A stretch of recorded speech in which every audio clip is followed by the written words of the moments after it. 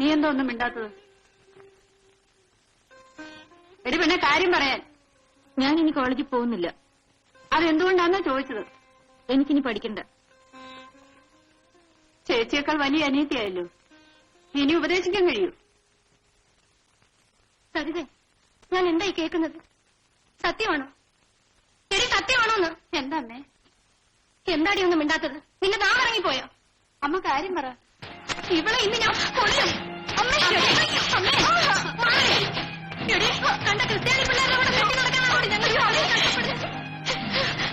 പോയി കാണടി. ഇങ്ങനെ ഒരെണ്ണം ജീവനോടെ ഇരിക്കുന്നതിനേക്കാളും നല്ലതാണ്. വരുന്നതൊക്കെ അനുഭവിക്കാനല്ലാതെ പിന്നെ എന്ത് ചെയ്യാനാ?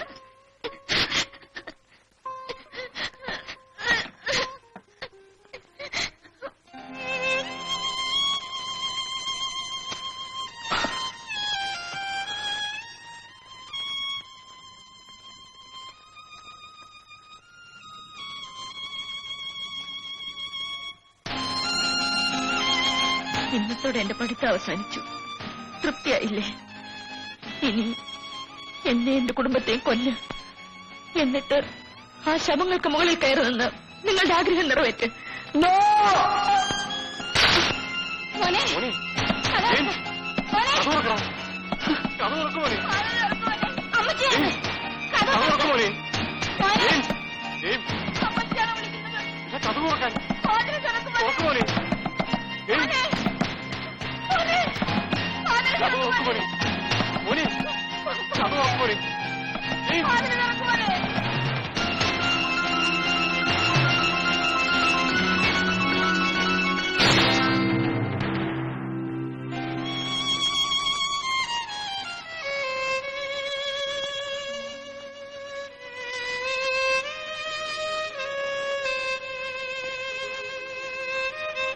മോൻ ഇച്ചിരി കുടിക്കേ. വേണ്ട ഡാഡി, ഇനി കുടിച്ചാ എനിക്ക് കണ്ണു കാണില്ല. മോന്റെ അടുത്ത് ഡാഡിയല്ലേ ഇരിക്കുന്നത്, കഴിക്കേ. ഡാഡി കള്ളു കുടിക്കുന്ന പാവമാണോ? എന്ന് ആര് പറഞ്ഞു? മേനോൻ അങ്കിൾ. എന്നാലേ മേനോന് പാവമായിരിക്കും, ക്രിസ്ത്യാനിക്കല്ല. മോൻ ഇച്ചിരി കുടിച്ചു. ഇതിന്റെ പാവമൊക്കെ ഡാഡി തീർത്തോളാം. കഴിക്കേ.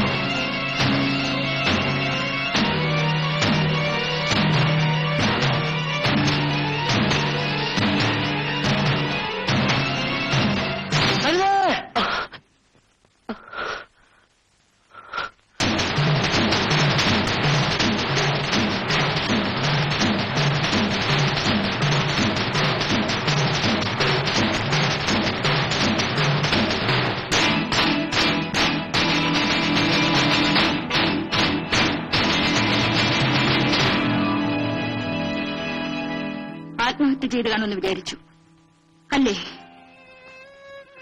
അതിന് കാരണക്കാരനായി നിങ്ങളോട് പറയാതെ ഞാനിത് ചെയ്യില്ല.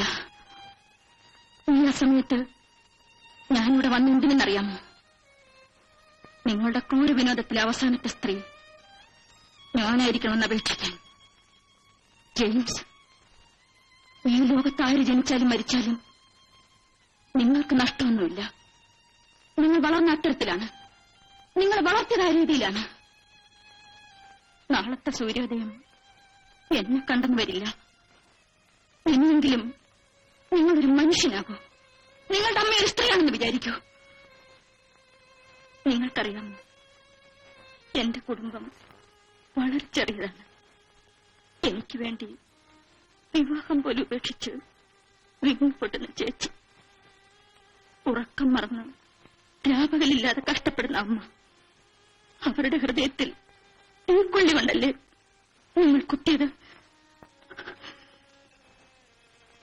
നിങ്ങൾ പശ്ചാത്തപിക്കുമെന്ന് എനിക്ക് വിശ്വാസമില്ല.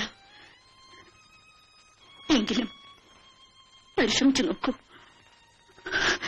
സരിതേ,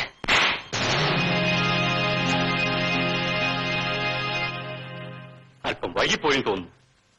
ഞാനിത് നേരത്തെ ചെയ്തിരുന്നെങ്കിൽ എന്റെ എന്ന് പറയാൻ എനിക്കൊരു മകനുണ്ടാകുമായിരുന്നു. മോളെ, ഞങ്ങളെ വിചാരിച്ചെങ്കിലും നീ അവനോട് ക്ഷമിക്കും. എടാ, ഇവളുടെ കാൽ ചുവട്ടിലെ മണ്ണിന്റെ വില പോലും ഇല്ലാത്തതാണ് നീ. ചോദിക്ക്, ഇവളുടെ കാലൊഴിച്ച് മാപ്പി ചോദിക്കും. സരിതേ, ഞാൻ ഒന്നും പറയണ്ട. ഇനിയുള്ള നിങ്ങളുടെ താണ്ഡവം എന്റെ ശവത്തിലാവട്ടെ. എന്റെ ശവത്തിന്മേൽ നിങ്ങൾ പോസ്റ്റർ ഒട്ടിക്കൂ.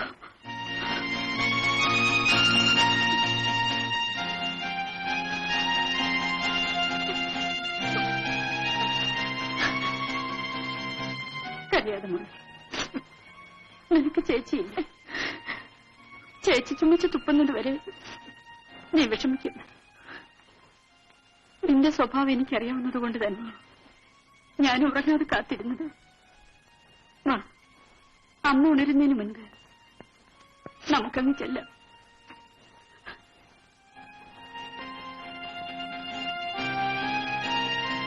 സാറേ, അടുത്ത ജന്മത്തിലെങ്കിലും ഇതുപോലുള്ള മക്കൾ ഉണ്ടാകാതിരിക്കാൻ പ്രാർത്ഥിക്കൂ. അഥവാ ഉണ്ടായാൽ ആ നിമിഷം തന്നെ കഴുത്ത് നിരിച്ച് കൊന്നുകളയണം.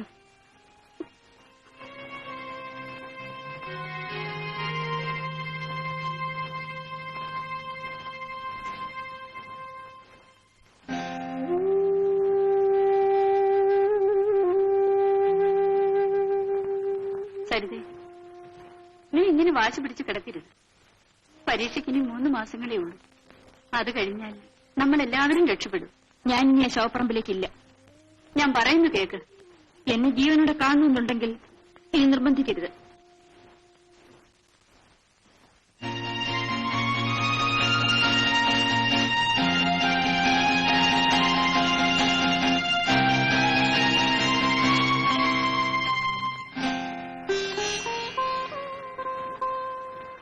ചേച്ചി, ഇത്രയും കാലം ചേച്ചി എനിക്ക് വേണ്ടി കഷ്ടപ്പെട്ടില്ലേ? ഇനി ചേച്ചിക്കൊരു ജീവിതം വേണ്ടേ? ആ ചിന്ത നിനക്കുണ്ടായിരുന്നെങ്കിൽ നീ ഞങ്ങളെ അനുസരിക്കുമായിരുന്നല്ലോ. എന്റെ തലയിലെടുത്തുപോലെ കഴിഞ്ഞോളാം. ആ ശങ്കരനായർ കൊണ്ടുവന്ന കാര്യം ഒന്ന് ആലോചിച്ചൂടെ? ഇനി എനിക്കൊരു കല്യാണത്തിന്റെ കുറവേ ഉള്ളൂ. ചേച്ചി, നമ്മൾ ആശിക്കുന്നതെല്ലാം നടക്കാറില്ലല്ലോ. ഞങ്ങൾ ആശിച്ച നടക്കുമായിരുന്നു. നീ അതിന് സമ്മതിച്ചില്ല. കഴിഞ്ഞതെല്ലാം കഴിഞ്ഞില്ലേ മോളെ? നാഴിപാത്രത്തിൽ ഇടങ്ങഴി പിടിക്കാറില്ലല്ലോ. ഞാൻ ആ ശങ്കരൻ നായരോട് വിവരങ്ങളൊക്കെ പറഞ്ഞിട്ടുണ്ട്. അടുത്ത ആഴ്ച അവരിവിടെ വരും.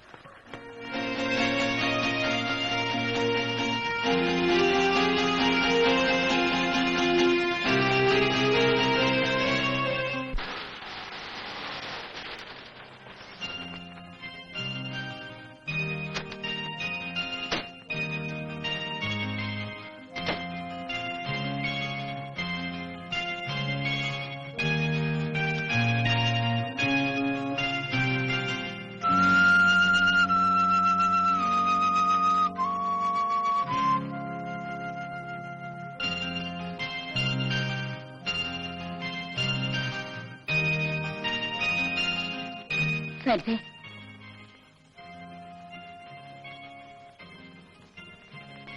സരിതേ, ഞങ്ങളോട് ഇത്രയും വെറുപ്പ് കാട്ടാൻ ഞങ്ങൾ എന്ത് തെറ്റ് ചെയ്തു? തെറ്റും ശരിയും തിരിച്ചറിയാവുന്നവരോടല്ലേ തെറ്റിനെ പറ്റി പറഞ്ഞിട്ട് കാര്യമുള്ളൂ. മോളെ, ഒരപ്പച്ചന്റെ സ്ഥാനം എനിക്കില്ല.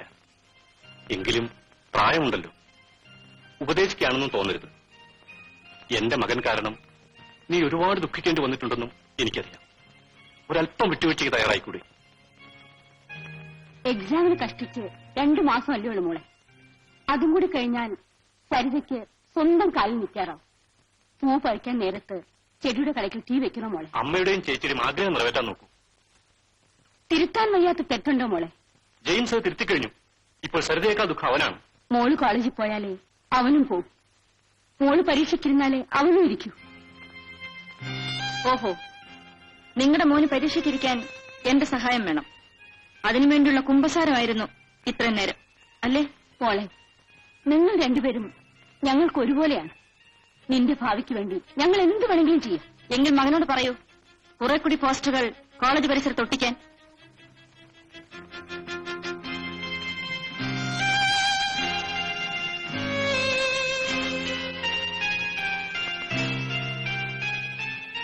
എന്റെ മോള് ചത്തോന്നറിയാൻ വന്നതാണോ?